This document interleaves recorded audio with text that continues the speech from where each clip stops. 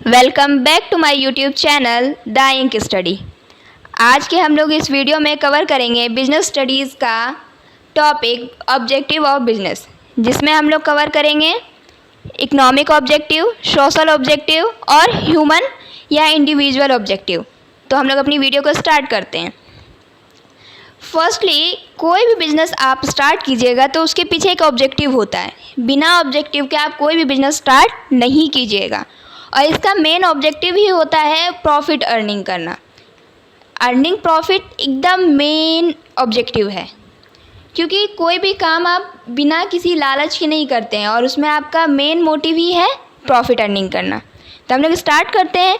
The businessman always have multiple objective. इसमें multiple objective होता है एक बिजनेसमैन के पास। They can not follow only one objective. वो कभी भी सिर्फ एक ऑब्जेक्टिव को फॉलो नहीं करते हैं।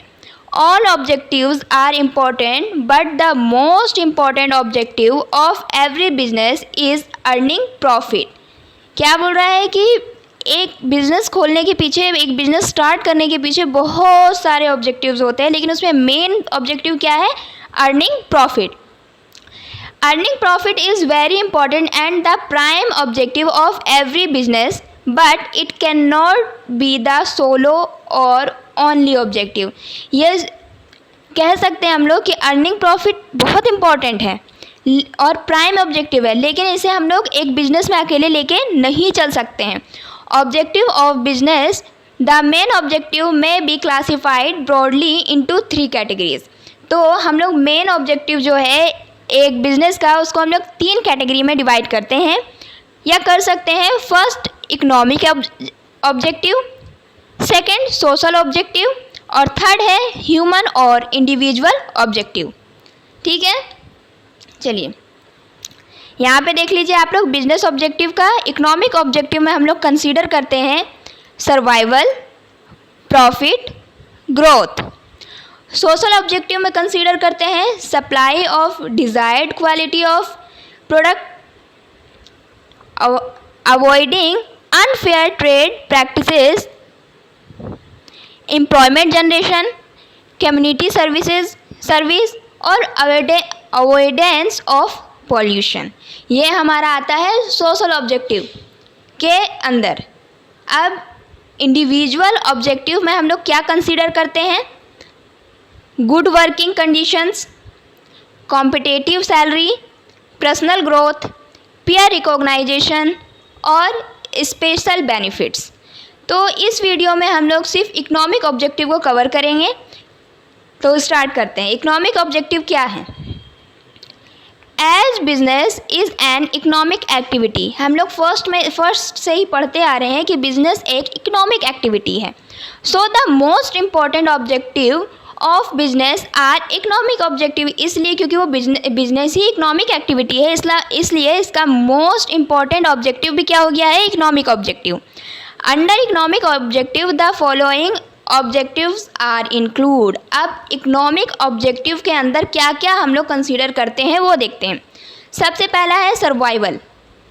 The basic purpose of every organisation is to survival and exist in the competition market for a long period of time, and it is possible only when it is able to cover its cost and earn profit. क्या बोल रहा है कि इसका main सबसे पहला एक objective है कि हम जो हमारा मार्केट में कंपटीशन है उसमें हम लोग टिक सकें, रह सकें, सरवाइव कर सकें एक लंबे समय के लिए। और वो कब पॉसिबल है? कि जब आप जो आपका कॉस्ट पड़ रहा है उसको तो आप कवर कर ही रहे हैं, कॉस्ट कवर कर रहे हैं, प्लस में आप प्रॉफिट भी जनरेट कर रहे हैं। जब तक कि आप कॉस्ट प्लस प्रॉफिट नहीं जनरेट कीजिएगा, आप मार्केट में नहीं टिक सकते हैं। जैसे कि आज हमारे पास जो हम लोग mobile phone, smart mobile phone use करते हैं, तो इससे पहले कुछ और भी कंपनीज़ थी, जैसे कि माइक्रोमैक्स। अभी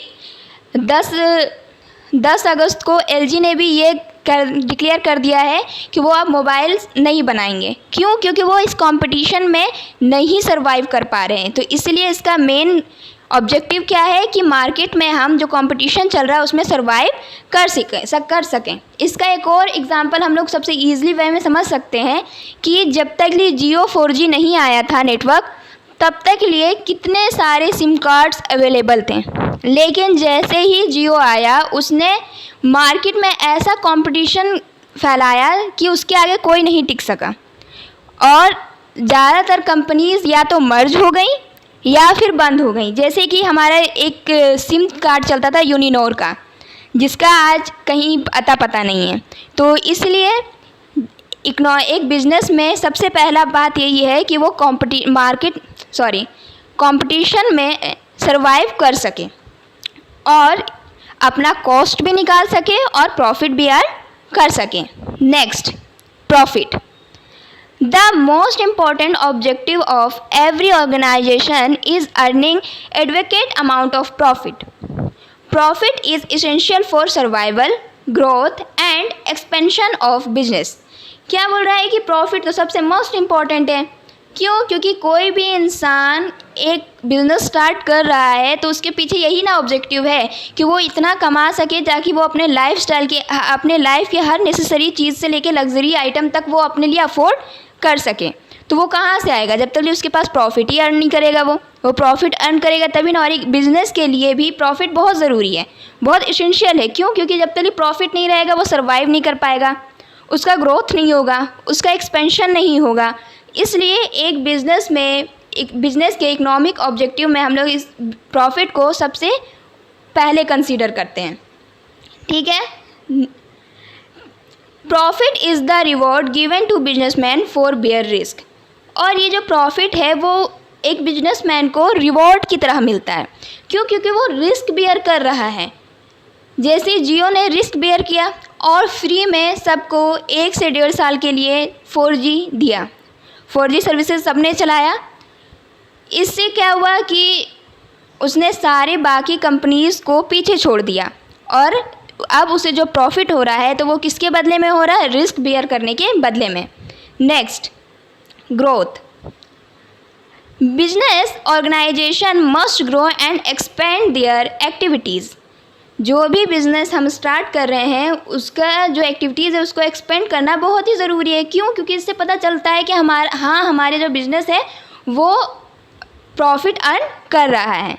The success of any organization is measured by the growth rate, and growth is measured in terms of sales, number of branches, number of products, number of employees, etc.